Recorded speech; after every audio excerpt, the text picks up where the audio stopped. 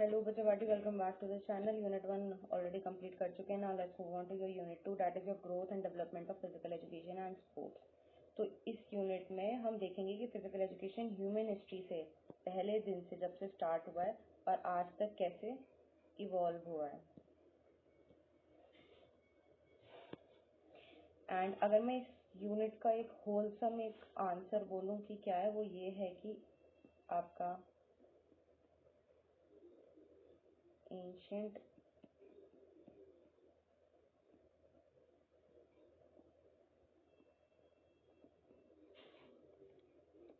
Military से मतलब ancient military की नीड से शुरू होकर ये डिसिप्लिन कैसे एक साइंटिफिक स्कूल सब्जेक्ट और स्ट्रक्चर्ड गवर्नमेंट स्पोर्ट्स पॉलिसी बना। मतलब इस ट्रांजैक्शन को हम यहाँ डिटेल में समझेंगे कि ये एंशियंट मिलिट्री, पहले फिजिकल एजुकेशन एंशियंट मिलिट्री का एक पार्ट होता था, मतलब एंशियंट मिलिट्री की ही चीज होती थी, बट देन ये एक स्ट्रक्चर्ड स्पोर्ट्स पॉलिसी और एक सब्जेक्ट बन गया।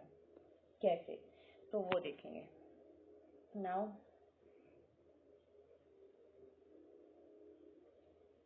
लेट्स टॉक अबाउट, पहले हम मतलब एज ऑफ तुम्हारे विजिबल और नॉट, ऐसे में इसके मतलब पेन के पीछे आपको दिख पा रहा है, ऐसे में now I guess it's visible yeah. पहले मतलब हम हर कंट्री वाइज पढ़ेंगे, ठीक है। तो कहाँ से स्टार्ट हुआ, ऑफ कोर्स फिजिकल एजुकेशन की बात करें तो ग्रीस से ही हम सबसे पहले रिलेट करते हैं।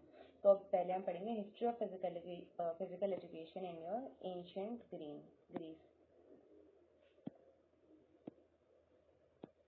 अब सॉरी, एंशियंट ग्रीस, ओके। तो फिजिकल एजुकेशन कल्चर एक हिस्टोरिकल रूट्स हमने, मतलब फिजिकल एजुकेशन के हिस्टोरिकल रूट्स हमने एंशियंट ग्रीस में मिली थी। अब ग्रीस में सबसे पहले माइंड और बॉडी की बैलेंस डेवलपमेंट को इम्पोर्टेंस दी थी।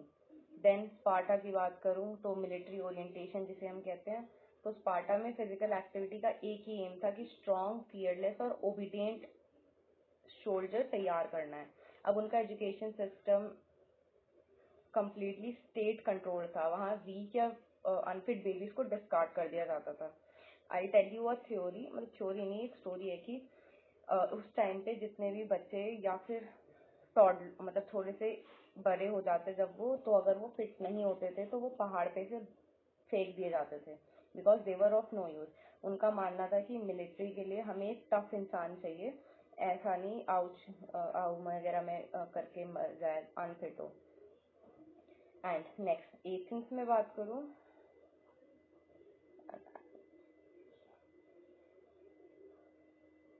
एंड इसको याद रखना, ये golden era of physical culture था, बिकॉज एंशियंट ग्रीस ने ही फाउंडेशन रखी थी मॉडर्न फिजिकल एजुकेशन की, राइट।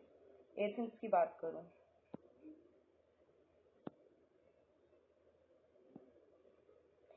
तो एथेंस को हम होलसम डेवलपमेंट कहते हैं। अब मानो ये ग्रीस के अंदर ही जगह है जो ये लिखी हुई है, ठीक है। एथेंस का अप्रोच स्पार्टा से बिल्कुल अलग था। उनका बिलीफ था कि a sound mind in a sound body, मतलब बॉडी और माइंड दोनों की डेवलपमेंट के लिए उनके पास पैलेस्ट्रा रेसलिंग स्कूल को कहते थे, पैलेस्ट्रा, और जिम्नाजियम था।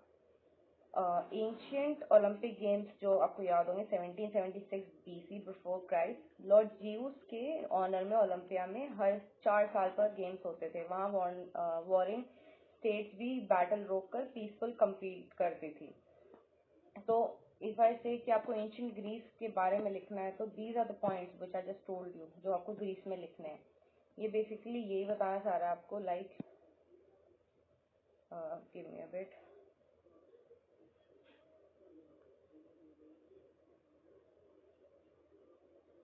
या तो इफ आई से ग्रीस आपकी ग्रीस आपकी वो जगह है जहाँ से मॉडर्न फिजिकल एजुकेशन की हिस्ट्री स्टार्ट हुई। इसको हम golden era of physical education भी बोलते हैं। इसमें जो मेन चीज ही याद रखने की थी वो एक स्पार्टा, एथेंस और आपका एंशिएंट ओलंपिक गेम्स था। बस ये 3 चीज इसमें याद रखने की हैं। And they were military orientation. अगर मैं उस टाइम पे ग्रीस में क्या चल रहा था बोलूँ तो उनके लिए ये था कि फिजिकल एजुकेशन का मतलब खेल कूद, या अब हम जैसे स्टडी करते हैं, टीचर फील्ड में जाते हैं और ट्रेनर बनते हैं, इन सब चीज़ से नहीं था। उनका एक ही था, that was a military orientation. उनके लिए मिलिट्री था जो सब था, फिजिकल फिटनेस और फिजिकल एजुकेशन से मतलब था उनको मिलिट्री, बस। Okay, right.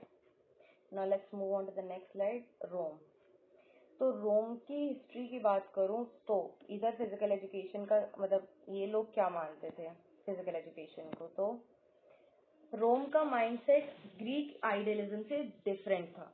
रोम एम्पायर के लिए फिजिकल फिटनेस फिजिकल हेल्थ के लिए नहीं बल्कि वॉर रेडीनेस और मिलिट्री एक्सपेंशन के लिए जरूरी थी।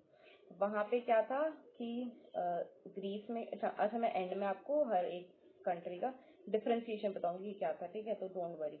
हाँ, इसमें रोम की बात कर रही थी मैं, तो रोम का ग्रीस से अलग था बिकॉज ग्रीस में ये था कि उनको चाहिए ही जो मिलिट्री में भर्ती हो। अब मिलिट्री में भर्ती होने के बाद का जो काम है वो यहाँ था, बस इसमें एक चीज अलग थी कि फिजिकल फिटनेस, मतलब ये वो लोग तो मिलिट्री में ज्वाइन करने के लिए फिजिकल एजुकेशन को अपना एक जरिया मानते थे, बट यहाँ पे in the Rome PE is equals to तुम वॉर के लिए तैयार हो रहे हो, ठीक है। अब यहाँ पे कैंपस मार्टियूस की बात करूँ तो टाइबर रिवर के पास एक ओपन फील्ड था जहाँ यूथ को running, sword fighting, javelin throw और टैक्टिकल ड्रिल्स की रिगेरियस ट्रेनिंग दी जाती थी। उन रोम एरा में ये चीजें जो मैंने अभी बोली हैं, these were the main things जो उनके लिए उनको चाहिए थी, क्योंकि वॉर में यही सब चीजें मेन यूज होती हैं। अब शिफ्ट टू स्पेक्टेटर स्पोर्ट्स, मतलब टाइम के साथ जब रोमन वेल्दी हुए, वेल्दी मीन्स खर्चा पानी तुम्हारे अच्छे हुए, तो उनका एक्टिव पार्टिसिपेशन कम हो गया और ऑडियंस इंटरेस्ट बढ़ गया। मतलब ये अगर एक ग्रुप है, यहाँ पे पार्टिसिपेशन कम हो गया बट इस चीज को देखने वाले जो लोग थे वो बढ़ गए, ठीक।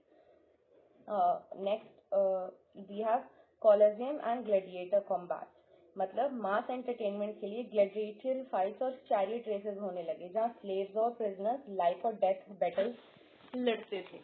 If you have seen old movies, वहाँ पे I don't know how many of you have seen, वहाँ पे अगर आपने देखा हो उन मूवीज में क्या होता था कि ये एक केज है, यहाँ पे दो लड़ रहे होते हैं, मतलब सूट वूट, मतलब अपना जो सेफ्टी गियर्स पहन के लड़ रहे होते हैं, और इसको देखने स्पेक्टेटर्स आए होते हैं। तो उनके लिए रोम टाइम पे मतलब लोगों के लिए फिजिकल एजुकेशन ये था। तो पहले तो वॉर के लिए रेडी था, बट जैसे जैसे इवॉल्व हुआ तब उनके लिए ये एक एंटरटेनमेंट की चीज बन गई। लड़ रहे हैं, कई बार ऐसा होता था कि इस तरफ इंसान और जानवर भी लड़ रहा होता था, ठीक। तो ये आपका रोम का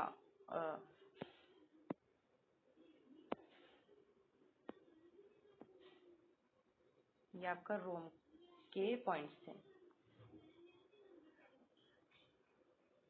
अच्छा हाँ, one more thing, the points written on your PPT, मतलब पीपीटी में जो पॉइंट्स लिखे हैं वो मतलब उस टॉपिक के मेन पॉइंटर्स हैं, जो मैं एक्सप्लेन कर रही हूँ वो उस पॉइंटर्स के नीचे नीचे लिखते जाना। वैसे मैं हर किसी में चीज़ बताती हूँ बट स्टिल, क्योंकि ये तुम्हारे मतलब ये वो होते हैं ना कि अगर तुम कुछ चीज़ पढ़ रहे हो तो मेन हाईलाइट्स मैंने लिखी हुई हैं और एक्सप्लेनेशन उसके नीचे के पॉइंट्स मैं बता रही हूँ, तो वो तुम्हें नोट डाउन करना है।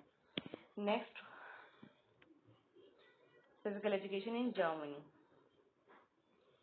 इसको हम टर्नबिरान मूवमेंट भी कहते हैं, Turnverein movement. Just remember the name.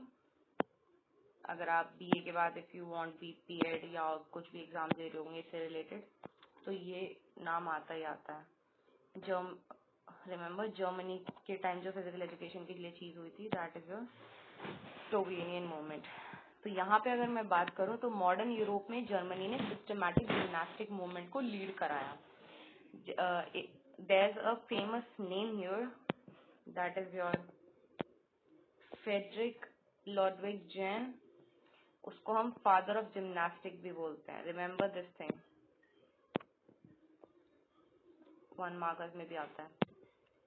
Father of gymnastic is your Friedrich Ludwig Jahn. अब फ्रेंच इन्वेजन के बाद जर्मन यूथ में पेट्रोटिज्म और फिजिकल स्ट्रेंथ बिल्ड करने के लिए उन्होंने टर्नबिरियन मूवमेंट स्टार्ट किया। अब टर्न प्लाट्स और invention, Jahn is your this, ठीक है। जो ये इंसान है ने 1811 में, रिमेम्बर द, अच्छा लिखा हुआ है 1811 में पहला ओपन एयर जिम, जिसको हम टर्न प्लेस भी कहते हैं, टर्न प्लास, ये रहा फर्स्ट डोर ओपन जिम, बनाया और मेजर अपैरेटस इन्वेंट किए, जैसे parallel bars, horizontal bars, vaulting horse और रिंग। मतलब जिम, पहले फिजिकल एजुकेशन जैसे देखते जाओ तुम कैसे कैसे इवॉल्व हो रहा है। पहले उनके लिए ये था कि मिलिट्री में भर्ती होना तो फिजिकल एजुकेशन तुम्हारा एक एम है। फिर ये हुआ कि तुम्हें वॉर के लिए रेडी होना है तो फिजिकल एजुकेशन तुम्हारा वो हुआ। अब हम जर्मनी पे आए तो जर्मनी में वो थोड़ा फिजिकल हेल्थ की तरफ बढ़ता गया, मतलब वॉर वगैरह नहीं, अपनी ही सेल्फ फिजिकल हेल्थ की तरफ बढ़ता गया, और करते करते एक जिम्नाजियम खुल गया। जिम्नाजियम इज व्हाट, कहाँ पे तुम अपना बॉडी को मेंटेन करते हो, राइट। मतलब धीरे धीरे इवॉल्व हो रहा है कि कैसे फिजिकल एजुकेशन पहले किसी के लिए सिर्फ लड़ना भिड़ना था, देन करते करते वो हेल्थ के ऊपर आ गया, एंड देन स्पोर्ट्स इंटरेस्ट के आगे आएगा। सो या ये चीजें थी, just remember. And school integration, Adolf spinous, अब यहाँ पे एक और नाम है अडोल्फ स्पाइनस। तो I'll erase this if you want able to see. Yeah. अडोल्फिस ने इस सिस्टम को स्टैंडर्डाइज्ड करके जर्मन स्कूल्स के करिकुलम में कंपलसरी सब्जेक्ट बनवा दिया। देख रहे हो कैसे कैसे टर्न हो रहा है, पहले मिलिट्री में भर्ती लेना, देन वॉर्स के लिए रेडी होना, देन मतलब हेल्थ की तरफ आ गए तो जिम्नाजियम खुल गया। फिर एक नए ये इंसान आया, इसने फिजिकल एजुकेशन को एज अ सब्जेक्ट करिकुलम में जोड़ा। देख रहे हो कैसे फिजिकल एजुकेशन एक आम चलती चीज को कैसे कैसे प्रायोरिटी बना रहा है। ठीक, हेराइकी याद रखो बस। तो मतलब करिकुलम में सब्जेक्ट बनवाया। So this was about your Germany and its name is स्टार्वेनियन मूवमेंट। नेक्स्ट, अब हम बात करते हैं physical education in your Sweden, जिसको हम साइंटिफिक और मेडिकल जिम्नास्टिक कहते हैं। जो भी मैंने कंट्री के बाद ये लिखे हुए हैं ना, मतलब ब्रैकेट्स में, I have written these brackets में, दीज आर यू कि उस एरा में अगर जैसे याद करना हो ना कि शाहजहां के टाइम पे क्या हुआ था, मुमताज से याद रखते हो, ताजमहल से याद रखते हो, तो ये वो कीवर्ड्स है कि स्वीडन में साइंटिफिक और मेडिकल चीज से कुछ रिलेट होगा। या तो स्वीडन ने फिजिकल एक्टिविटी को प्योरली मिलिट्री एक्शंस के बजाय मेडिकल और साइंटिफिक अप्रोच दी। देख रहे हो, मिलिट्री से फिर एक सब्जेक्ट बना, अब वो थोड़ा साइंस की तरफ चला गया, थोड़ा बॉडी हेल्थ मेडिकल की तरफ चला गया। अब यहाँ पे एक और नाम है, दैट इज योर पर हेनरिक लिंग। इसको हम founder of Swedish gymnastic system भी बोलते हैं, रिमेम्बर है। तो पर हेनरिक लिंग ने एनाटॉमी, फिजियोलॉजी और किन्शियोलॉजी के साइंटिफिक लॉज पर बेस करके स्वीडिश जिम, मतलब बेस जो था वो यही थे, एनाटॉमी, फिजियोलॉजी एंड किन्शियोलॉजी के साइंटिफिक लॉज के बेस करके स्वीडिश जिम्नास्टिक सिस्टम स्टैब्लिश किया। और इस स्वीडिश जिम्नास्टिक में जो तुम्हारे 4 ब्रांच इसने खड़े करे, that was your educational gymnastic, मतलब बॉडीली डिसिप्लिन और करेक्ट पोस्चर को लेके था ये, एंड डिसिप्लिन को। Next was your, should I change the color for you if you are not able to differentiate? Will this work? Yeah, this educational gymnastic. Now I'm talking about your medical therapeutic gymnastic. इसमें क्या हुआ, किन्शियोथेरेपी के जरिए posture defects और health issues correct करना, medical चीज में आ गए अब हम। मिलिट्री जिम्नास्टिक, जैसे कॉम्बैक्ट, एजिलिटी और फेंसिंग, मतलब इफ यू कैन सी इधर एक रेडीनेस, इस रेडीनेस का मतलब मेरे को कमेंट करके बताओ क्या होता है। 2 मैं बताऊंगी आपको, एक बार स्लाइड खत्म कर दूं, but what you think readiness का मतलब क्या होता है। And now next is your aesthetic, gymnastic. Can I just, no I can not pick it, okay. नीचे लिखा हुआ है कि cursor won't go there, I guess, because yeah, cursor won't go there. Okay, aesthetic gymnastic इस 513 के पीछे देखो लिखा हुआ है एस्थेटिक जिम्नास्टिक्स। तो मूवमेंट, ग्रेस और इमोशनल एक्सप्रेस को, अब देखो कैसे आ रहा है। पहले ये था कि पोस्चर क्या होता है कैसे, देन उसको सही करने के लिए, देन आया रेडीनेस के लिए, एंड देन आया तुम्हारा इमोशंस के ऊपर बात। फिर देखना एक साइंटिफिक ऑफिशियल चीज बन जाएगी। ओके, हियर रेडीनेस मतलब तुम अपने आप से कितना चाहते हो, मतलब रेडीनेस इज समथिंग लाइक यार मुझे ये करना है, ये क्या है, ये किसी ने बोला नहीं है मुझे, ये मेरे अंदर से एक किक उठी है। ओके, दैट इज रेडीनेस, जब तुम अंदर से जब तुम अपने आप रेडी होते हो उस चीज को करने के लिए। नेक्स्ट है हमारे पास royal central institute of gymnastic 1813। तो स्टॉकहोल्म, इधर भी एक नाम है Stockholm, I just cancel it out तो आपको दिख जाए। हाँ यहाँ पे देखो royal central institute of gymnastic के नीचे देखो स्टॉकहोल्म। तो स्टॉकहोल्म में सेटअप हुआ जो फिजिकल एजुकेशन टीचर्स को साइंटिफिक सर्टिफिकेशन देने वाला वर्ल्ड का पहला ऑफिशियल इंस्टीट्यूट बना। Remember this, what was the first official institute to give teachers the certificate that yeah this is something, so that was the Royal Central Institute of Gymnastics। अब बस ये चीज याद रखो कि फिजिकल एजुकेशन स्टार्ट किस में हुई थी, that was in Greece, and सबसे पहले फिजिकल एजुकेशन के लिए कोई इंस्टीट्यूट खुला था जिम्नास्टिक के नाम से, that was your royal central institute of gymnastic. ठीक, नेक्स्ट चलते हैं। या इसके बाद नेक्स्ट है हमारा physical education in your Denmark. यहाँ पे स्कूल इंटीग्रेशन और पॉलिसीज के ऊपर ध्यान दिया गया। अब डेनमार्क फिजिकल एजुकेशन को गवर्नमेंट लॉ के थ्रू पब्लिक स्कूल्स में इम्प्लीमेंट करने वाला पहला नेशन बना। Remember, the first nation to implement physical education in schools as a subject with government acceptance was Denmark. ठीक है, डेनमार्क पहली ऐसा नेशन है जिसने फिजिकल एजुकेशन को विद गवर्नमेंट वेरीफाइड स्कूल्स में एज अ सब्जेक्ट बनाया। ठीक, यहाँ पे एक नाम और है, that's your friends नाटिगेल, it's called pioneer of the Danish physical education. तो 1799 में कॉपिगन में प्राइवेट जिम्नास्टिक क्लब स्टैब्लिश करके मॉडर्न डैनिश फिजिकल कल्चर की फाउंडेशन रखी।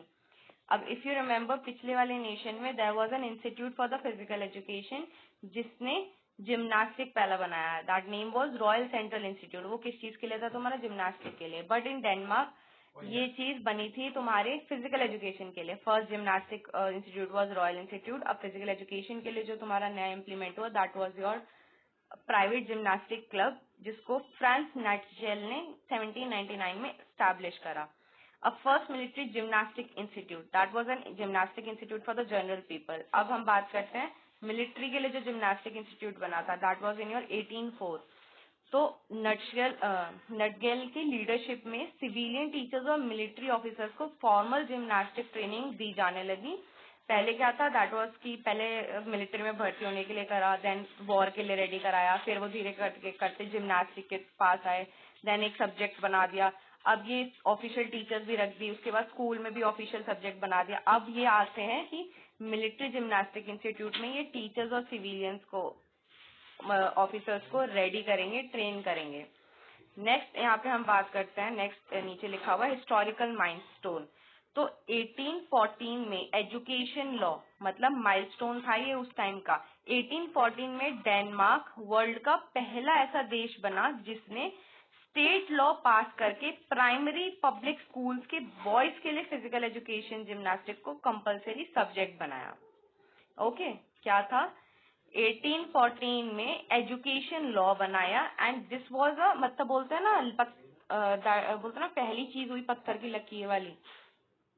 तो 1814 एजुकेशन लॉ एक माइलस्टोन बना जिसमें डेनमार्क वर्ल्ड का पहला ऐसा देश बना जिसने स्टेट लॉ पास करके प्राइमरी पब्लिक स्कूल के बॉयज के लिए फिजिकल एजुकेशन, जिसको हम पहले फिजिकल एजुकेशन जिम्नास्टिक, मतलब अब तक फिजिकल एजुकेशन को एज ए जिम्नास्टिक लिया जा रहा है, को कंपलसरी सब्जेक्ट बनाया। Okay, I think Denmark clear है। नेक्स्ट है आपका growth and development in India, but कब? Pre independence era. What? Pre independence era. अब इंडिया में फिजिकल एजुकेशन का जो कल्चर है वो, इंडिया में physical culture ancient spiritual wellness से इवॉल्व होकर मॉडर्न इंस्टीट्यूशनल स्ट्रक्चर्स तक पहुंचा। मतलब पहले फिजिकल एजुकेशन, फिजिकल कल्चर को वो थोड़ा स्पिरिचुअल वेलनेस के लिए भी लेते थे, भगवान को याद करना, थोड़ा नाम जप लिया, थोड़ी फूफा कर ली सांस की, कपालभाति जिसको हम कहते हैं, तो पहले स्पिरिचुअल वेलनेस के लिए होता था, बट इवॉल्व होकर इंडिया में फिर ये इंस्टीट्यूशनल स्ट्रक्चर तक पहुंचा। Institutional structure is your policies and पढ़ाई के लिए। अब अगर मैं इधर फर्स्ट बात करूं तुम्हारे एंशियंट पीरियड के सिंबॉलिक को लेके, तो फिटनेस और कॉम्बैट स्किल क्लोजली अलाइन थे। वैदिक टेक्स्ट में योगा, प्राणायाम, धनुर्वेद जिसको हम आर्चरी कहते हैं, और माला युद्ध that was known as your wrestling का क्लियर डॉक्यूमेंटेशन है। तो बेसिकली मेन यहाँ पे ये बोलना चाह रही हूँ मैं, मतलब इस स्लाइड में इसका मेन मतलब ये है कि प्री इंडिपेंडेंस एरा के टाइम पे एंशियंट, मिडिवल और ब्रिटिश, ये जो तीन एरा थे, यहाँ पे कैसे इवॉल्व हुआ चीज़। तो ये बताना चाह रहे हैं कि एंशियंट पीरियड में हमारे जो फिजिकल एजुकेशन के अगर हम कुछ प्रूफ्स एंड ट्रूथ्स मांगे तो एंशियंट पीरियड में वो एज अ वैदिक टेक्स्ट में लिखे हुए हैं, जो मैंने अभी आपको बताया, योगा, प्राणायाम, धनुर्वेदा, माल युद्ध, ये सब में। मेडिवल पीरियड के एरा की बात करूँ तो किंग्स के पैटर्नॉज में तुम्हारा अखाड़दास, व्यायामशाला, ये पॉपुलर हुए। अब जैसे गेम्स हैं लाइक योर शॉगन, शॉगन इज योर पोलो, पहले मतलब हिंदी वर्डिक में शॉगन एंड इंग्लिश में उसको पोलो कहते हैं। Horse riding, kabaddi, traditional wrestling, ये वाइड स्केल पर खेले जाते थे उस एरा में, मेडिवल एंड मुगल पीरियड में।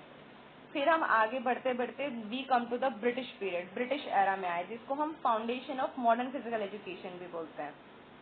इफ यू रिमेम्बर, ये लाइन मैंने पीछे भी बोली थी, बट ब्रिटिश एरा नहीं बोला था। तो जिस नेशन के लिए बोली थी वो उस एंशिएंट टाइम के लिए पहला मॉडर्न फिजिकल एजुकेशन था। अब ये इवॉल्व होकर ब्रिटिश पीरियड की बात कर रहे हैं। ब्रिटिश, और इसमें एक चीज और याद रखना, ब्रिटिश पीरियड में जब हम बात करते हैं तो the main role played here is by YMCA, your YMCA, जिसको हम 1920 के एरा के मतलब एक टाइम पीरियड से जानते हैं। ब्रिटिश रूल के अंडर तुम्हारा वेस्टर्न कॉम्पिटिटिव स्पोर्ट्स जैसे तुम्हारा क्रिकेट, फुटबॉल, हॉकी, ये इंट्रोड्यूस हुए थे।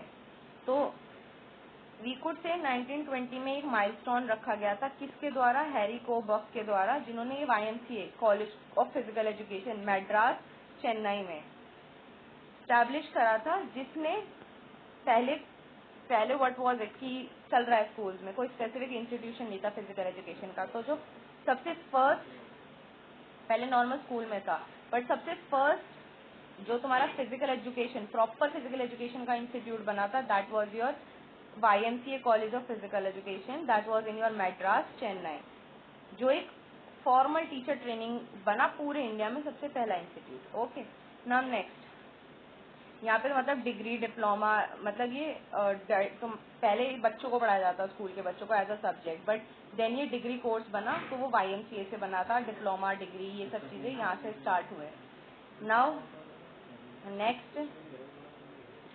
नेक्स्ट हम बात करते हैं, अभी हमने प्री इंडिपेंडेंस की बात करी, पोस्ट की बात करते हैं। प्री था मतलब आज़ादी से पहले क्या चीज़ हुई, अब आते हैं हम आज़ादी के बाद क्या चेंजेस हुए। Growth and development India post independence era की बात करूं तो गवर्नमेंट का फोकस जो था वो स्पोर्ट्स को, फिजिकल एजुकेशन को नेशनल बिल्डिंग के लिए एज अ टूल यूज करने का था। यूथ पॉलिसीज भी आए। तो मतलब 1947 यहाँ पे पोस्ट इंडिपेंडेंस मीन्स जो भी चीज हुई होगी दैट वाज बाय और 1947 को के बाद गवर्नमेंट ऑफ इंडिया ने स्पोर्ट्स को नेशन बिल्डिंग और यूथ चैनलाइजेशन का टूल माना। अब इसके जो इंस्टीट्यूशनल सेटअप थे वो क्या थे? पहला था हमारा कैबिपर। कैबिपर इज 1950 में, कैबिपर की फुल फॉर्म होती है central advisory board of physical education. ये सेटअप हुआ जो फिजिकल एजुकेशन पॉलिसीज और नेशनल स्टैंडर्ड को सेट करने के लिए। जैसे आईओसी होता है, आईओए होता है, बीसीसीआई, किस लिए? एक स्पेसिफिक चीज के लिए इंस्टीट्यूट है, एक गवर्निंग बॉडी है। तो फिजिकल एजुकेशन के लिए जो गवर्निंग बॉडी बनी, दैट वाज योर कैबेपर, जिसका मैंने अभी फुल फॉर्म बोला आपको, central advisory board of physical education. इसके बाद हम कुछ इंस्टीट्यूट्स की बात करते हैं। The main 3 institutes we study for the physical education is LNIP, NSNIS and sports authority of India. I have a comment question for you, NSNIS का पहले नाम क्या था? एंड जो आपका NSNIS है उसके अंदर स्पेलिंग क्या होती है? NSNIS का पहला नाम क्या था? तो अब मैं LNIP या LNCP ग्वालियर की बात करूं, जिसको हम 1957 एरा से जानते हैं, तो Lakshmibai national institute of physical education, established as India's premier degree granted college। ये वो formal physical education degree provide करता है, लाइक योर BPEd, MPEd। जो ऑफिस पहले क्या था, कोई ऑफिस जो मैंने इंस्टीट्यूट पीछे पढ़ाया वो इंस्टीट्यूट कोई तुम्हें फॉर्मल डिग्री नहीं देता था, वो कोई स्टैम्प्ड डिग्री नहीं थी। बट LNIP और LNCP ऐसे पहले कॉलेजेस बने जो तुम्हें ग्रांट डिग्री देने लगे। नाउ नेक्स्ट हमारा इंस्टीट्यूट आता है NSNIS, that is your Netaji Subhash. Let me just get you straight to the point, Subhash नहीं है, सुभाष है। यूजुअली बच्चे क्या करते हैं, सुभाष के बाद H डाल देते हैं, H नहीं आता है इसमें, it's not a name, Subhash नहीं है, सुभाष है, S पे एंड होता है। तो ये चीज याद रखना, एग्जाम्स में भी जब तुम लिखो सुभाष, H नहीं आता, S पे है तो सुभाष लिखा जाता है। एंड पहले इसका नाम NIS था, इसके बाद NSNIS बना है, ठीक है। ये पटियाला में है and it was establish in 1961। ये एलाइट स्पोर्ट कोचेस के लिए है, मतलब ये लार्जेस्ट स्पोर्ट्स इंस्टीट्यूट है एशिया का, इफ आई से। नेक्स्ट हमारा इंस्टीट्यूट है SAI, that is your sports authority of India. 1984 में स्टैब्लिश हुआ। ये एशियन गेम्स के इंफ्रास्ट्रक्चर को मेंटेन करने और पैन इंडिया लेवल पर स्पोर्ट्स टैलेंट को आइडेंटिफाई करने के लिए बना है। So this was, now let's move on to the next thing, major government schemes for sports promotion in India. अब एंड में मैं आपको सारी हिरार्की वापसी से रिवाइज कराऊंगी, डोंट वरी, रिलैक्स, आगे चलो, पहले इस पे बात करते हैं। मेजर स्कीम्स की बात करूं जो स्पोर्ट्स को प्रमोट करने के लिए इंडिया में बनी थी। प्रेजेंट टाइम में इंडिया स्पोर्ट्स लैंडस्केप ट्रांसफॉर्म करने के लिए मल्टी लेड गवर्नमेंट स्कीम्स चला रही है, like your Khelo India programme, your TOPS, your fit India movement. Khelo India programme की बात करूं तो ग्रास रूट लेवल पर स्पोर्ट्स रिवाइवल स्कीम, इसको हम कहते हैं स्पोर्ट्स रिवाइवल स्कीम। इसके under Khelo India youth, university, winter games organise होते हैं और एनुअल टैलेंट आइडेंटिफिकेशन के थ्रू सेलेक्टेड बच्चों को 5 lakh per year for 8 years financial aid दी जाती है। रिमेंबर, इसके अंदर मेन चीज जो याद करने की वो यही है कि क्या चीज मिलती है, तो इस 5 lakh per year financial assistance दी जाती है और 8 साल के लिए दी जाती है। ये 5 लाख पर ईयर, मतलब 8 साल में 5, जैसे एक साल 5 लाख, अगले साल 5 साल, तो ये कब तक चलती है? 8 साल तक। नेक्स्ट टॉप्स की बात करूं, TOPS is your target Olympic podium scheme. तो ओलंपिक, पैरालंपिक मेडल कंटेंडर्स के लिए कस्टमाइज स्पोर्ट्स सिस्टम जिसमें फॉरेन एक्सपोजर और top international coaches, specialized gear और 50,000 per month out of pocket allowance include होते हैं। खेलो इंडिया में क्या था, 5 लाख दिए जाएंगे हर साल 8 साल तक। टॉप्स, और इसमें ये नेशनल लेवल पे था। टॉप्स जो है वो इंटरनेशनल एक्सपोजर को भी डालता है, जिसमें आपको 50,000 पर मंथ दिए जाते हैं आउट ऑफ पॉकेट अलाउंस, मतलब खुद का जो खर्चा है उससे अलग 50,000 दिए जाते हैं। नेक्स्ट हमारा मूवमेंट चला था, that was fit India movement, that was launched in year 2019 by your famously known as Narendra Modi. उन्होंने स्टार्ट करा था। तो nation wide mass awareness campaign जो एवरीडे फिजिकल एक्टिविटी और फिटनेस टेस्ट प्रैक्टिस को हैबिचुअल बिहेवियर बनाने के लिए टारगेट करता है। ये दो चीजें तुम्हारे को एक्सपोजर दे रही है, this was for your personal growth. तो this was the scheme. Let's move on to major awards और इंसेंटिव्स क्या हैं जो सरकार देती है बच्चों को खेलने के लिए। तो एग्जाम्स का जो तुम्हारे लॉन्ग क्वेश्चंस के पर्सपेक्टिव से तुम्हारे नेशनल अवार्ड्स डिटेल्ड आंसर लिखने होंगे तुम्हें। पहला हमारा है मेजर ध्यानचंद खेल रत्न अवार्ड। तो जी तुम्हारा मेजर ध्यानचंद खेल रत्न अवार्ड, अब जब तुम इसके नोट्स के पॉइंटर पे बनाओ तो सबसे ऊपर हेडिंग पहले डालो मेजर ध्यानचंद। अब सबसे पहले मेजर ध्यानचंद के बाद लिखो किस ईयर में स्टैब्लिश हुआ। तो 1991 से 1992 के बीच के एरा में ये हुआ था। And let me just remind you, major Dhyanchand Khel Ratna award का पहले नाम था राजीव गांधी खेल रत्न अवार्ड, बाद में जाके ये चेंज होके ये ध्यानचंद के ऊपर रखा गया। Due to politic reason Rajiv Gandhi का नाम इससे हटाया गया। अब ये अवार्ड किसके द्वारा मिलता है, नोट्स में लिखो मेजर ध्यानचंद खेल रत्न अवार्ड, फिर उस formally known as Rajiv Gandhi Khel Ratna award, फिर लिखो किस ईयर में स्टैब्लिश हुआ, फिर नेक्स्ट पॉइंट बनाओ अवॉर्डेड बाय, मतलब किससे दिया जाता है। तो प्रेसिडेंट ऑफ इंडिया देता है, किसके under, ministry of youth and affairs sports के। ये कैटेगरी या किस टारगेट ऑडियंस को दिया जाता है, तो जो highest sporting honour in India, like awarded to sports person for the most outstanding and spectacular performance in international competition. 4 साल के पीरियड में जिसने भी इंटरनेशनल कॉम्पिटिशन में बहुत अच्छा परफॉर्म करा है उसको ये दी जाता है।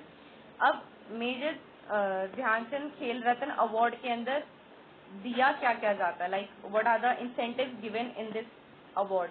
तो कैश प्राइज मिलता है, दैट इज 25 लाख, मेडल मिलता है, सर्टिफिकेशन मिलता है, सर्टिफिकेट को हम कहते हैं स्क्रॉल ऑफ ऑनर, और एक सेरेमोनियल ड्रेस होती है जो उस टाइम पे पहनी जाती है, वो मिलती है।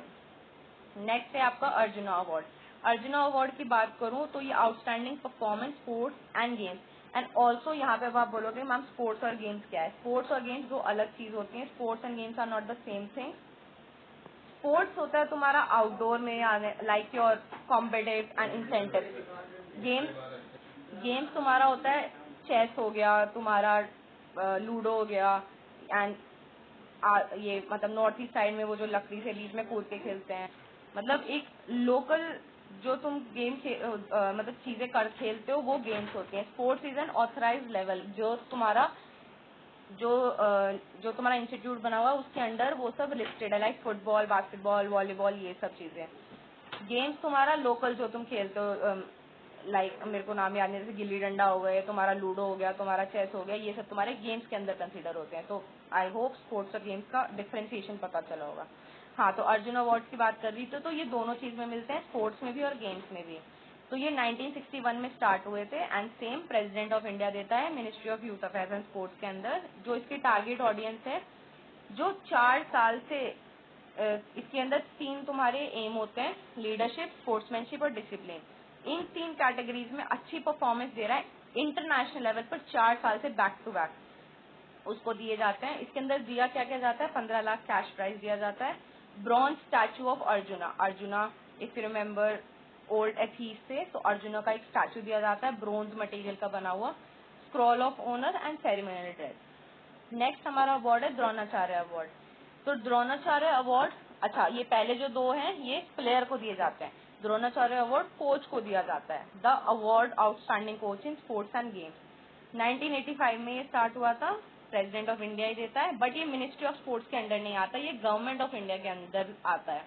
इसके टारगेट ऑडियंस होते हैं sports coaches who have produce medal winners at the international sports events, मतलब वो कोचेस जिनकी कोच के बच्चे इंटरनेशनल लेवल पे उनको मेडल ला कर दिया है वो। अब इसके अंदर 2 कैटेगरी होते हैं, रेगुलर कैटेगरी और लाइफ टाइम कैटेगरी। अब इसके अंदर दिया क्या क्या जाता है, 10 लाख का कैश प्राइज अगर रेगुलर कैटेगरी से अर्जुन अवार्ड मिला है, 15 लाख कैश प्राइज अगर लाइफ टाइम कैटेगरी से मिला है, और सेम इसमें जो तुम्हारे गुरु द्रोणाचार्य हैं उनकी ब्रोंज की स्टैचू दी जाती है, scroll of honour and ceremonial dress. Next है हमारा Dhyanchand award for lifetime achievement, and इसमें बस ये चीज याद रखने की है, ये अवार्ड हट चुका है, ये award major Dhyanchand Khel Ratna award में कंसीडर होता है, लाइफ टाइम डाला जाता है। ये 2002 में स्टार्ट हुआ था, and it is an life time achievement award, मतलब जैसे कुछ सर्टिफिकेट्स होते हैं, कुछ मेडल्स होते हैं ना जिनका कुछ टाइम पीरियड होता है, उतने तक की वैल्यू होती है, बट ये लाइफ टाइम अवार्ड है, लाइफ टाइम तुम्हारे नाम का रहेगा। 2002 में स्टार्ट हुआ, प्रेसिडेंट ऑफ इंडिया देता है, ये स्पोर्ट्स अथॉरिटी के बीच में नहीं आता है, ये आता है गवर्नमेंट ऑफ इंडिया के अंडर, था मतलब आता था। एंड ये तुम्हारा मतलब और बाकी कैटेगरी से ये तुम्हारा वेटरन स्पोर्ट्स पर्सन को दिया जाता है, जो एक्टिव करियर और आफ्टर रिटायरमेंट वाले होते हैं। इसके अंदर 10 लाख दिया जाता है, मेजर ध्यानचंद का स्टैचू दिया जाता है, सर्टिफिकेट दिया जाता है, सेरेमोनियल ड्रेस दी जाती है। नेक्स्ट है हमारा राष्ट्रीय खेल प्रोत्साहन पुरस्कार। तो ये 2009 में स्टार्ट हुआ था। प्रेसिडेंट ऑफ इंडिया देता है, ministry of youth and affairs and sports के अंडर। इसके जो टारगेट ऑडियंस होते हैं वो होते हैं तुम्हारे कॉर्पोरेट एंटिटीज, मतलब प्राइवेट भी और पब्लिक भी। अब ऊपर के दो अवार्ड जो हमारे थे वो प्लेयर्स के लिए थे, जो तीसरा अवार्ड है वो कोच के लिए, और ये जो चौथा अवार्ड था ये वेटरन के लिए था, जो रिटायरमेंट हो गई है उनके लिए। अब ये जो ये पांचवा वाला है, पांचवा इज योर राष्ट्रीय खेल रत्न प्रोत्साहन पुरस्कार। ये तुम्हारा दिया जाता है कॉर्पोरेट एंटिटीज को। इफ यू नो कि पंजाब यूनिवर्सिटी को एक इंस्टीट्यूट एनजीओ बोल लो, वो बहुत प्रमोट करता है स्पोर्ट्स को लेकर, तो हर साल ऑलमोस्ट उसको ही दिया जाता है ये अवार्ड। अब तक का रिकॉर्ड है कि ये अवार्ड उसको ही, उस एनजीओ को ही मिला है। तो कोई स्पोर्ट्स कंट्रोल बोर्ड या एनजीओ है उस जो अच्छा अपना रोल प्ले कर रहा है, स्पोर्ट्स प्रमोशन कर रहा है, डेवलपमेंट कर रहा है, उसको दिया जाता है। कोई कैश प्राइज नहीं दिया जाता, इसमें ट्रॉफी दी जाती है और सर्टिफिकेट दिया जाता है। लास्ट अवार्ड जो हमारा है that is your Mecca trophy, that is your Maulana Abdul Kalam Azad trophy, जिसको हम मक्का भी कहते हैं। 1956 से 1957 के बीच ये स्टार्ट हुआ था। प्रेसिडेंट ऑफ इंडिया देता है MYAS के under. MYAS is your ministry of youth and sports affairs. इसके टारगेट ऑडियंस होते हैं सॉरी जो तुम्हारी टॉप कॉलेजेस या यूनिवर्सिटीज होती हैं जो अच्छी परफॉर्मेंस देती हैं ओवर द ईयर, उनको दिया जाता है। एंड इसमें भी तुम्हारा पंजाब हरियाणा में कंपटीशन रहता है इस ट्रॉफी के लिए भी। एंड बैक टू बैक अभी तक ये तुम्हारा चंडीगढ़ यूनिवर्सिटी हो गया और एक और यूनिवर्सिटी है वो, ये दो यूनिवर्सिटी हर साल लेके जाते हैं। कैश प्राइज 15 लाख मिलता है ओवरऑल विनर यूनिवर्सिटी को। इसको हम रनिंग मक्का ट्रॉफी भी कहते हैं। मतलब जैसे यूनिवर्सिटी गेम्स हुए तो यूनिवर्सिटी गेम्स की जो ट्रॉफी है वो सिंपल नेम है, तो वो मक्का ट्रॉफी है, सर्टिफिकेट मिलता है। तो these were about your award. अगर मैं पूरे यूनिट को कंक्लूड करूं तो इसमें मेन जो तुम्हारा रेवोल्यूशन था वो ये था कि पहले फिजिकल एजुकेशन को एज मिलिट्री में भर्ती होने के लिए यूज करा जाता था। फिर वही फिजिकल एजुकेशन लोगों को वॉर में तैयार करने के लिए कंसीडर करा गया। फिर धीरे चलते चलते जिम्नाजियम का एक चीज पता चली तो लोग जिम्नाज करने लगे। जिम्नाज भी किस लिए? पर्टिकुलरली बॉडी के लिए, कि तुम्हारा बॉडी पर्सनालिटी अच्छा बने। फिर धीरे धीरे इवॉल्व होके फिजिकल एजुकेशन तुम्हारा जिम्नास्टिक से आगे बढ़ा एंड फिर वो इमोशंस की तरफ आया कि इमोशंस भी कुछ एक चीज है इसमें। फिर आगे एक इंस्टीट्यूट खुला जिम्नास्टिक का फर्स्ट। फिर आगे आके तुम्हारा फिजिकल एजुकेशन प्राइमरी स्कूल्स में सिर्फ स्पेसिफिकली बॉयज के लिए स्टार्ट हुआ। उसके बाद फिर रिवॉल्व होके तुम्हारा फिजिकल एजुकेशन एक ऑफिशियल सब्जेक्ट बना। उसके बाद फिर रिवॉल्व होके तुम्हारा स्पेसिफिक एक इंस्टीट्यूट बना खास YMCA, जो जिसे हम कहते हैं फिजिकल एजुकेशन के लिए। फिर फिजिकल एजुकेशन स्टडी के साथ साथ आगे स्पोर्ट्स में इवॉल्व हुआ। तो ये पूरी हायरार्की है कि फिजिकल एजुकेशन कहाँ से शुरू हुआ और अब कहाँ चल रहा है, तो लोग क्या मानते थे। ये मैंने बता दिया कि तुम्हें ये जो मेन नेशंस है जो तुम्हें याद करने हैं। बाकी ये 4 पॉइंटर्स ऐसे हैं जो याद रखना इस पूरे यूनिट में। मेन 4 यही है। फादर ऑफ जिम्नास्टिक तुम्हारा फेडरिक लॉडविन जॉन था, जर्मनी से। YMCA कॉलेज मद्रास 1920 किसने स्टैब्लिश करा था? SC बक, इंडिया में। मेडिकल जिम्नास्टिक कब स्टार्ट हुआ? पर हेनरिक लिंग ने स्वीडन में करा। And first compulsory school of physical education Denmark 1814 में बना। So yeah, this was all about this video. I hope you have understood unit 2. अब हम आगे मिलते हैं unit 3 पे, and just have a look onto the PDF, description में folder में डली हुई है। See you in the next video.